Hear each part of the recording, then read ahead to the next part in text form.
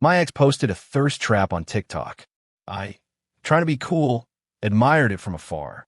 Then I was told it was set to friends only, and I was the only friend. So my ex-girlfriend pointed to the view count, 1,425, and asked me, "Still hung up on me, huh?" It all started last Friday night. I was lying in my dorm bed, scrolling through short videos. I have to say, the algorithm really gets me. As soon as it hits midnight, it's all bright headlights and various goddesses, making a guy's heart race. Just as I was getting into it, the platform pushed a local video. The beautiful woman in the video was filming in a mirror, her phone blocking her face, so I couldn't see her clearly. But she was wearing a shiny, black silk slip dress.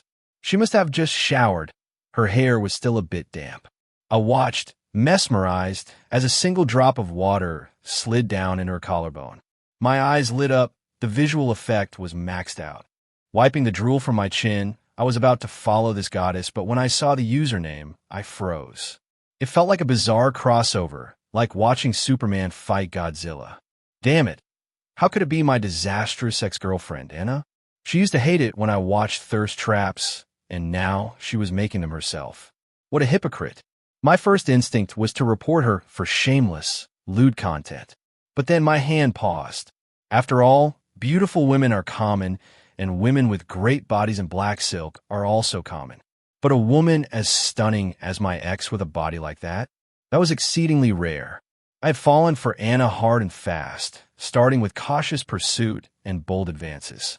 To my surprise, she agreed to go out with me not long after, and from there, we embarked on a shameless journey. It was sweet, truly sweet. The staff at the Holiday and just off campus practically gave us our own reserved room. But we were both stubborn as mules. She was a cool, aloof ice queen. I was a reckless, thick-headed donkey. We always argued over nothing. Although we always made up in bed, over time, it wore on our relationship. Last week, we fought over something trivial again, and I just blurted out, "Let's break up." She stared at me with a tight expression for a moment, then turned and walked away. I played it cool and didn't stop her. 3 minutes after the breakup, I regretted it deeply, but I didn't have the guts to go find her, so I just cried silently. Now, seeing her like this, I was practically drooling. I couldn't help but watch it again and again until my phone died, started lagging, and felt hot to the touch. To keep her from finding out I was spying, I deliberately didn't like the video. The epitome of pride, walking on thin ice.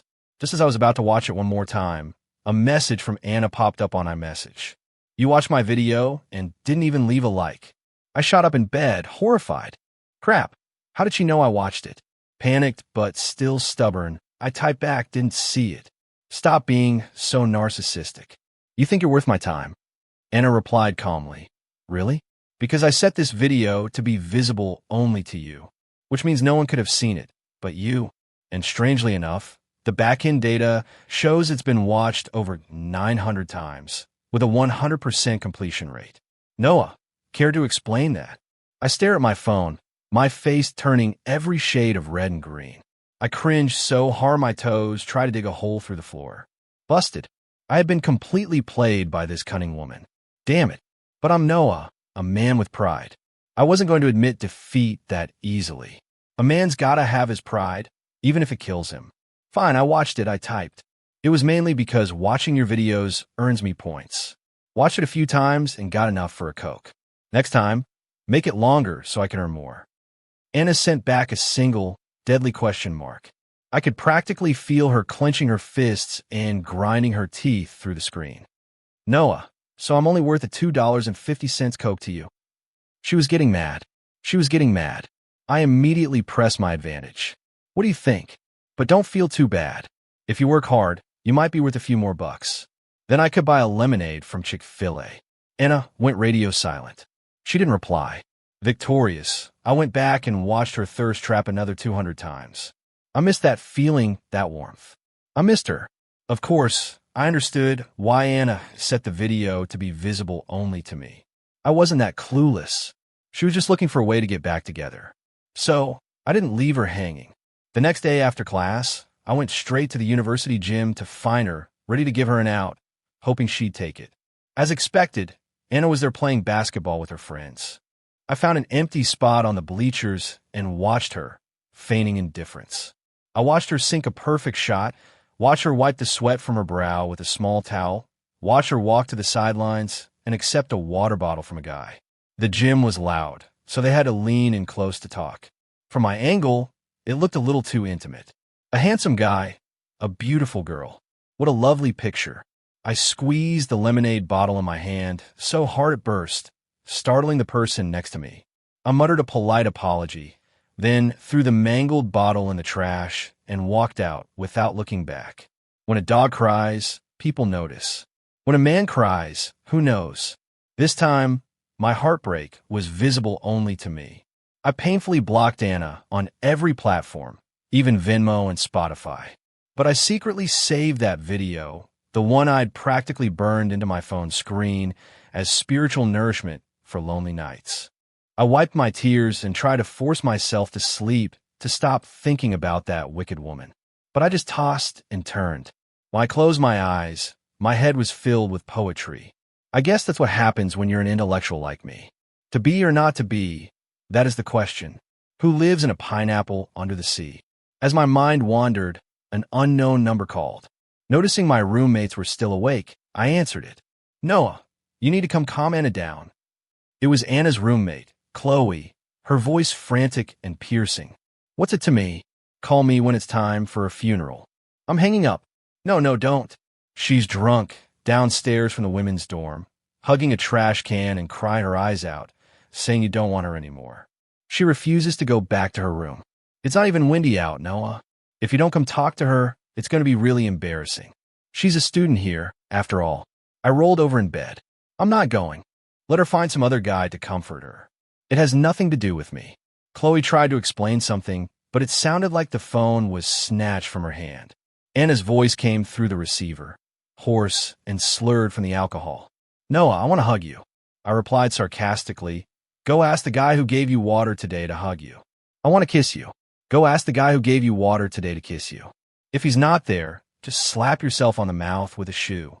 There was a moment of silence on the other end, and then a dawning realization. You came to find me. Why didn't you bring me water? I was waiting for you, and you blocked me. Do you really not want me anymore? Honestly, hearing Anna sound so vulnerable and pitiful, it felt like she was trying to sweet-talk me, and it was hard not to soften. I couldn't resist. You had some other guy bringing you water today, didn't you? I saw it at the gym. At the gym? The drunk girl on the other end repeated, thinking back. Then she said seriously, since you stopped bringing me water this week, my friends and I had to chip in and buy a case. I asked Chloe to get that guy to watch it for us, otherwise people kept stealing our drinks. From the background, Chloe yelled, That's right, Noah. Justin is my friend's little brother. Don't get the wrong idea. As much of a pain as Anna could be, she wouldn't stoop to lying with her roommate. I sheepishly rubbed my nose. Okay, I get it. It seemed I had misunderstood. All right, go back to your dorm. Don't be dramatic in the middle of the night. So, can you unblock me? I guess. Can we get back together? I'll have to think about it. Even as I said it, I couldn't suppress the smile spreading across my face. She had come this far. I didn't want to be difficult anymore. But thinking about our issues, I knew I had to talk to her properly. Otherwise, we'd just end up in another Cold War and break up in a few days. That kind of repetitive emotional drain is exhausting, and when you're finally exhausted for good, it's really over. To avoid hurting her pride, I phrased it more gently. It mainly depends on your performance, you know? I heard a sharp intake of breath from her. Okay, come downstairs now. I'll be right there. Downstairs for what? I asked, confused. To pull an all-nighter together. I'll give you a good performance. That's not the kind of performance I was talking about. My face flushed. In the end, I went downstairs. I couldn't help it. I'm just a nice guy. No, that's not it. I was just worried that Anna, being drunk, would feel sick, so I was going to take care of her. I'm a good, kind-hearted person. But when my roommates heard me say, don't wait up, they all started teasing me. I knew you and Anna wouldn't last a week apart. Damn it, when will I get to experience this kind of sweet love? I grinned, not fully confirming anything. One of my roommates seemed to remember something and told me hesitantly, Noah, I've been seeing this freshman hanging around in a lot lately. He's pretty good looking, Kind of reminds me of you. I nodded. I knew he was talking about that Justin guy. Anna always kept a respectable distance from other guys. She wouldn't cross that line. So I wasn't worried. My roommate didn't press the issue. I grabbed my stuff and hurried downstairs. Anna was already there, leaning casually against the wall. When she saw me, her eyes lit up, and she immediately came over for hugs and kisses. I quickly stopped her with 2 fingers on her face, saying sternly, "Hey, what are you doing? I'm a respectable person." Anna pouted. "Why can't I kiss you? We're not back together. What would it mean if you kissed me?" She scoffed. "Noah, if you don't want me to kiss you, then maybe you should stop touching me." Hey, sorry, it's a habit. Don't worry, I won't act like a creep before we're officially back together. I'm just here tonight because I was worried you'd choke on your own vomit in your sleep. You should be grateful I'm this nice. I quickly pulled back my wandering hand, protesting my innocence. Damn it, it was just a reflex whenever I saw her. I couldn't help it. Whatever. Let's go. I turned and walked away, my face burning, not seeing the sly, triumphant smile on Anna's lips, as if she was plotting something. On the way to the hotel, Anna was perfectly behaved, almost a little cold. Usually when we got a room together, the air was so thick with tension you could get a positive result on a pregnancy test just by waving it around. So her attitude tonight was a little unsettling. But I made my position clear, so I just had to bear with it. After checking in, I was rummaging through my bag and said matter-of-factly, "Go take a shower, wash off the smell of alcohol. Don't take too long, or you'll have a killer headache later." "Okay," Anna replied, followed by the sound of rustling clothes. I glanced up and almost had a nosebleed on the spot. That wicked woman was undressing right in front of me. Uncensored, high definition of visual shock. I gulped. "What are you doing?" She replied nonchalantly, "Getting undressed for a shower." "Want to join? Get lost. Stop being a perv. If you're not going to shower, I'm leaving." Seeing that I was genuinely annoyed, Anna finally turned and went into the bathroom. Damn it. I had to admit, modern hotel design is a bit shameless. The bathroom door was frosted glass. Once Anna was inside, the hazy, indistinct silhouette was even more tantalizing than the high-definition view, making it impossible for me to look away. The curves, the long legs. She simply ran a hand through her hair, and I suddenly felt a warm trickle from my nose. I touched it, and my hand came away covered in blood. Anna came out wrapped in a towel. The nosebleed I had just stopped threatened to start again. I stammered, "Put some clothes on. Don't you feel cold?" She gave me a dismissive look. "What's the problem? I always sleep like this. You know that." I didn't know, and I loved it.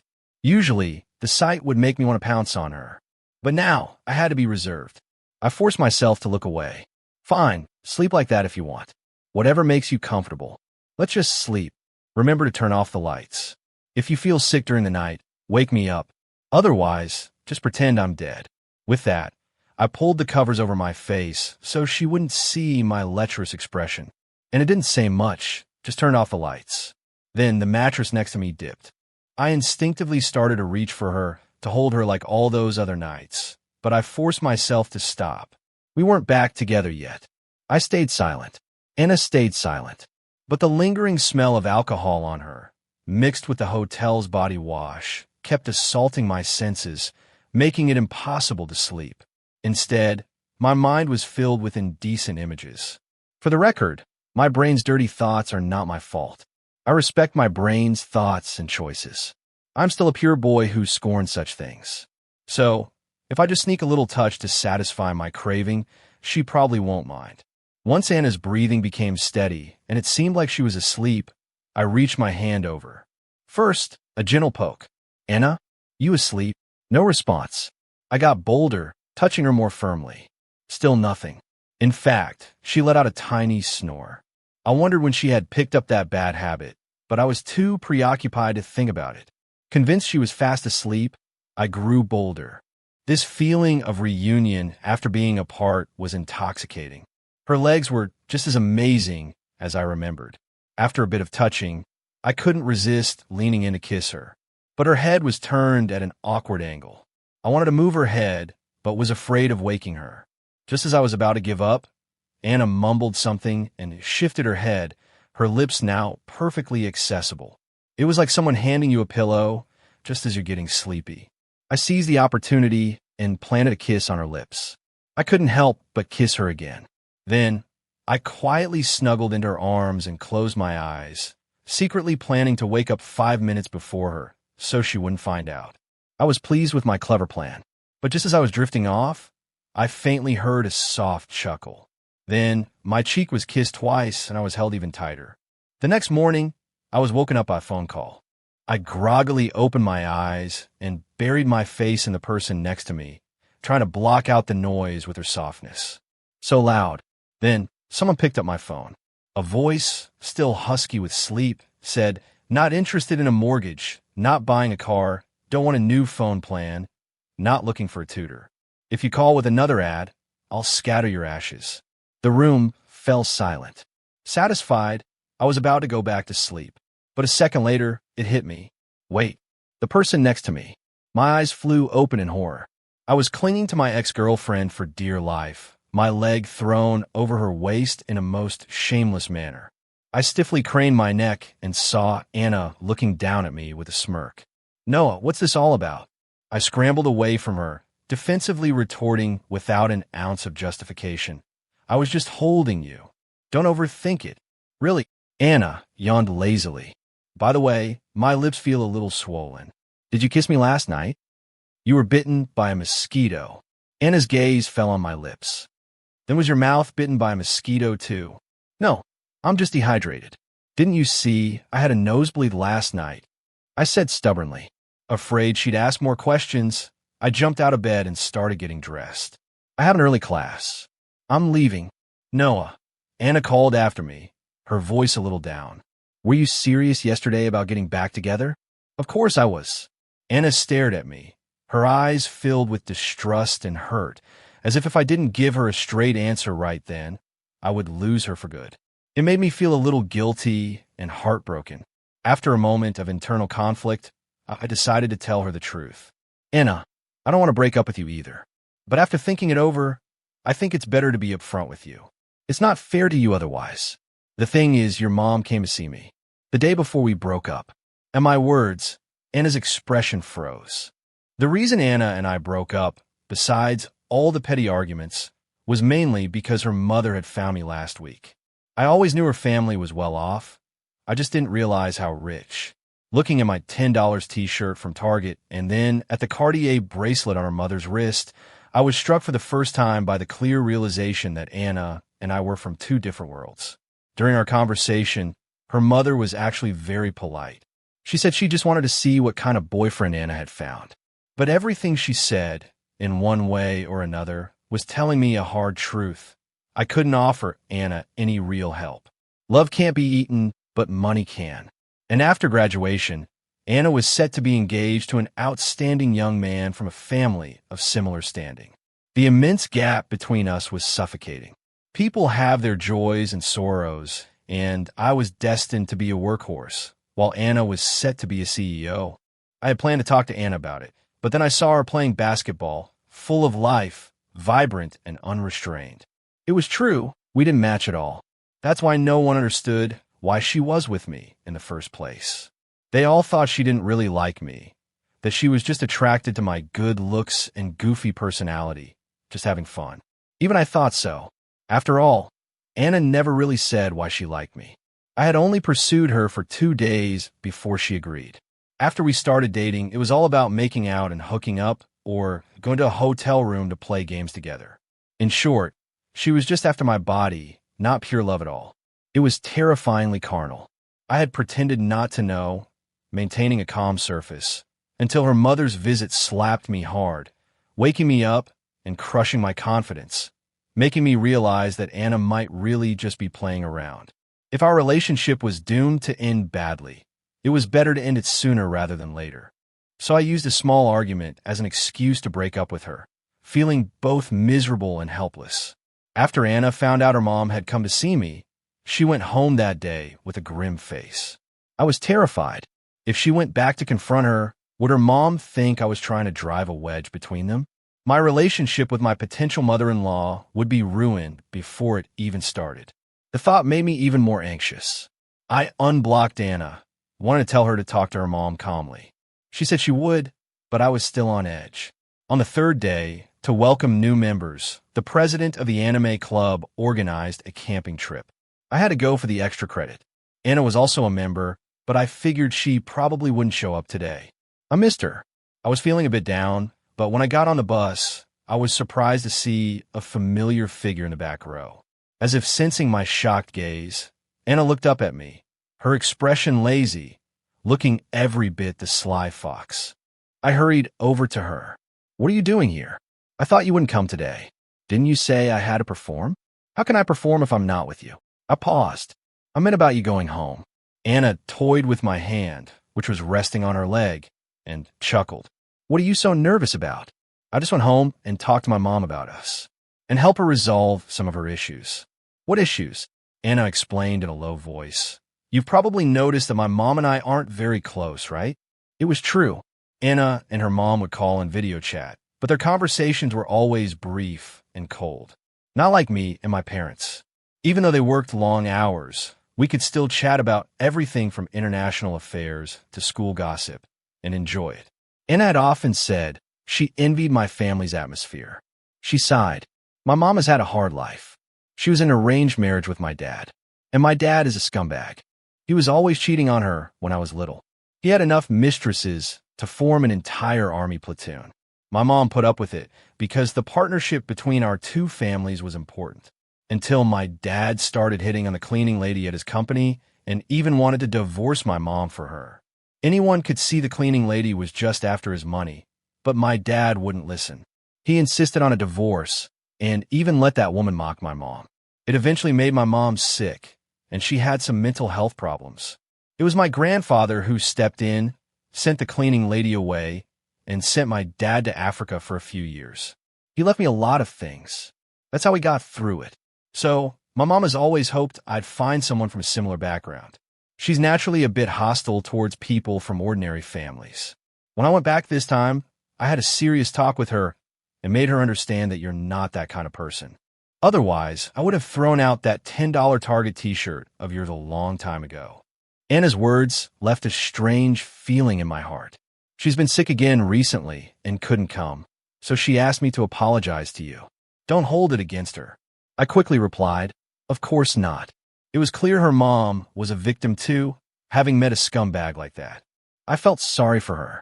Anna reached up and touched my face, saying seriously, "So Noah, can we get back together now?" I nodded eagerly. "Of course we can. Anna, I never wanted to break up with you. I like you more than anyone." "Good." Anna smiled, satisfied, and leaned in to kiss me. I tilted my head up, but just then, a male voice came from above. "Hey man, I get carsick. Can I switch seats with you?" I turned to see the water bottle guy standing next to our seat. What was his name again? Justin, right? More like just in the way. Turns out, he was one of the new club members. Before I could react, Anna spoke up. Interrupted from a kiss, she was clearly annoyed.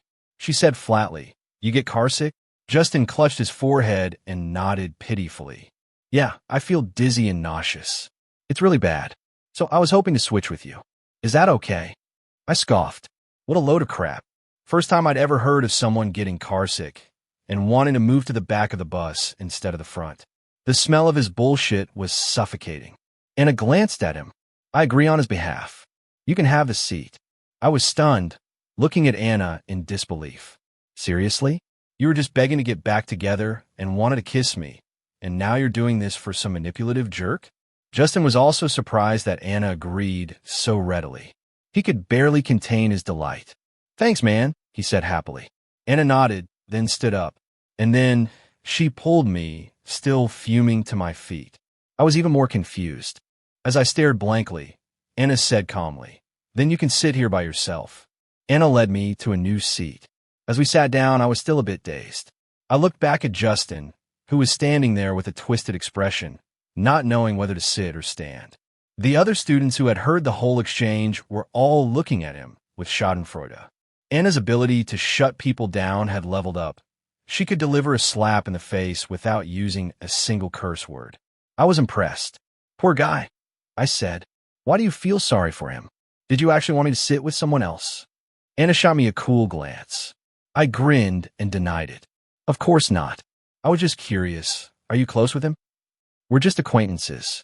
I mentioned him to you a couple of days ago. He's Chloe's friend's little brother. I don't pay attention to him otherwise. Chloe seems to have a crush on him, so she asked him to watch our water last time, and you happened to see it. I can tell you right now, I don't even have his number. Anna's words made me secretly breathe a sigh of relief. My anxious expression must have been too obvious, because Anna raised an eyebrow as if she realized something. She hooked my chin with her finger, forcing me to look at her.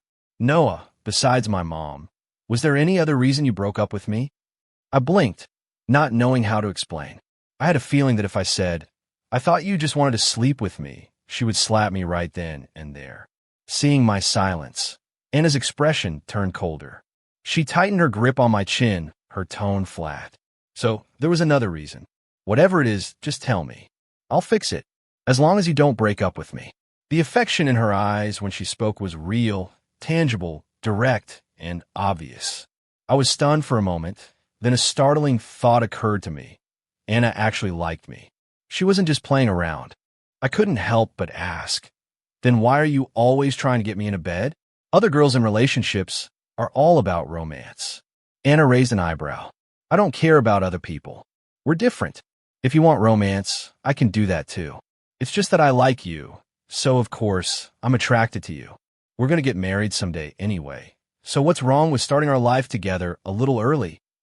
She paused, her eyes narrowing dangerously. Noah, are you saying you've always thought I was some kind of player who just wanted to sleep with you and didn't actually like you? My scalp tingled. You know, sometimes having a smart girlfriend isn't a good thing. She can piece together the whole story from a few words and then give you a terrifying lecture. Her gaze was so cold it could freeze hell over. I stammered, not knowing how to explain, and could only resort to begging for forgiveness. I was wrong.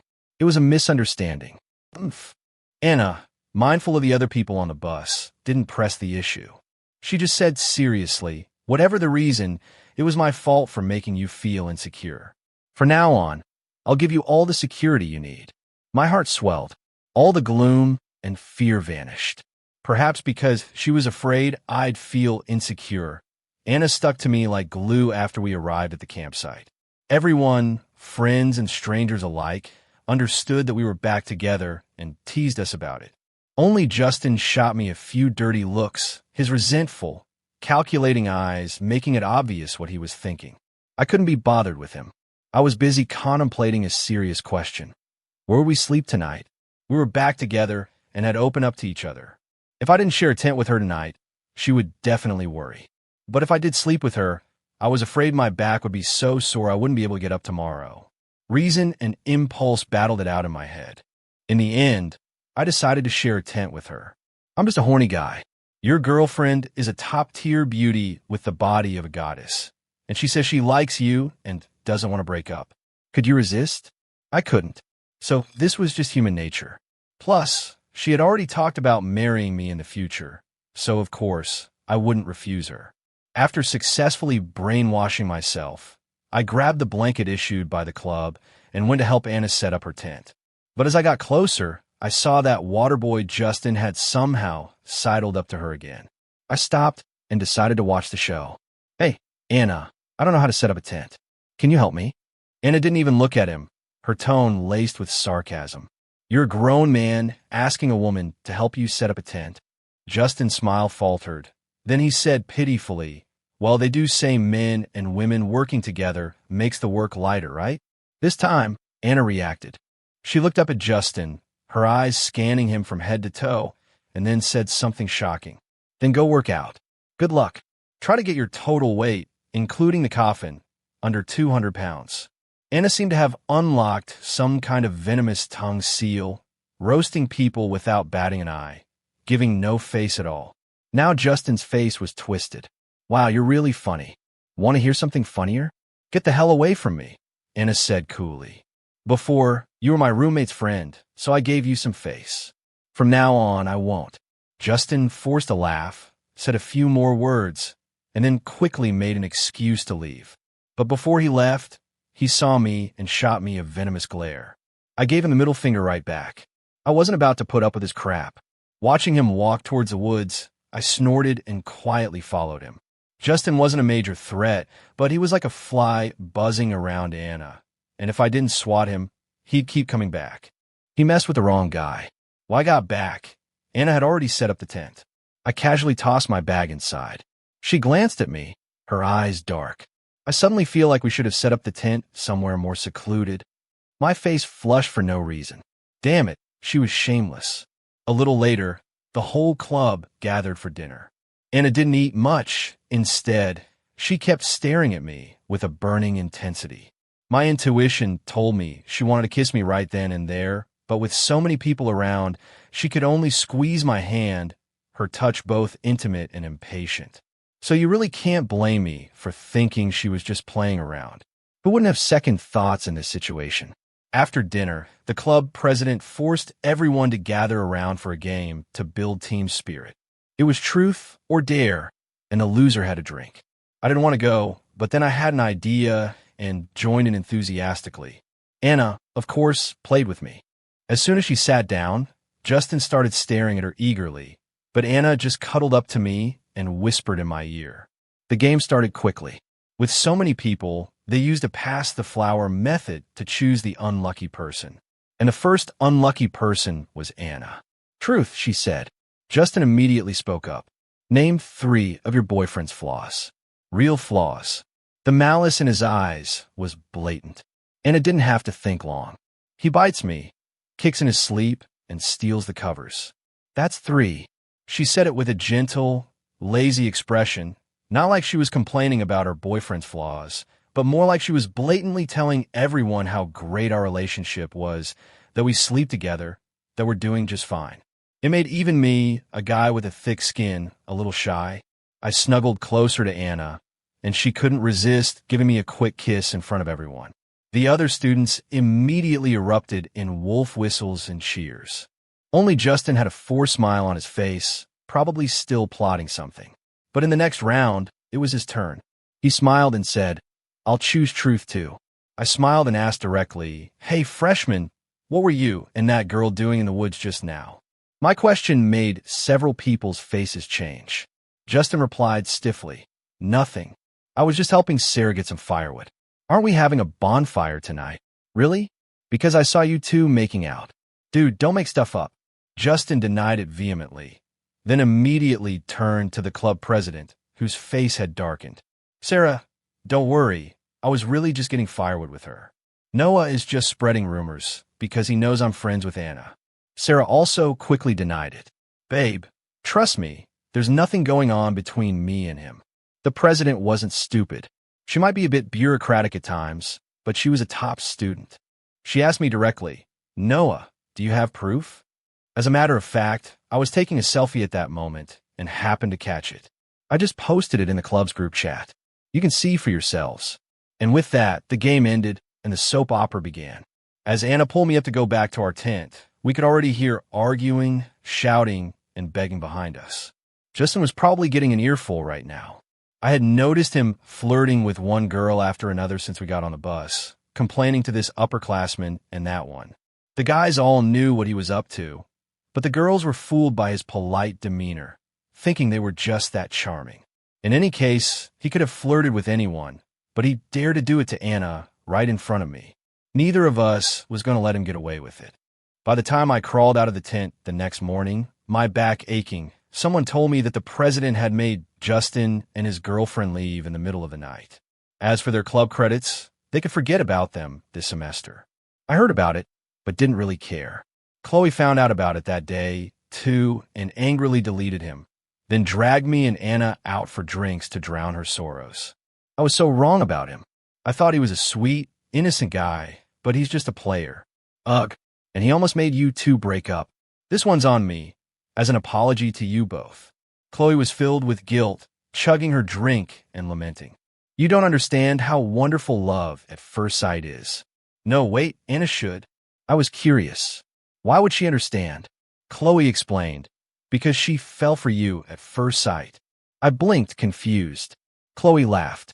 Wow, Anna, you never told Noah about this. Now she was excited, slamming her hand on the table, her sadness gone. Back at freshman orientation, you were the student representative on stage. You gained so many fans in an instant, including our dear Anna here. So she subtly engineered chance encounters with you, teasing you like a cunning old fox. But then you ended up asking her out first. She was so happy that night, she washed all the socks in our dorm room. I swear, I can still smell the stench of your love on those socks. Anna snorted. That was your own foot odor. Shut up and drink. Chloe obediently shut up and went back to drinking, mourning her lost puppy love.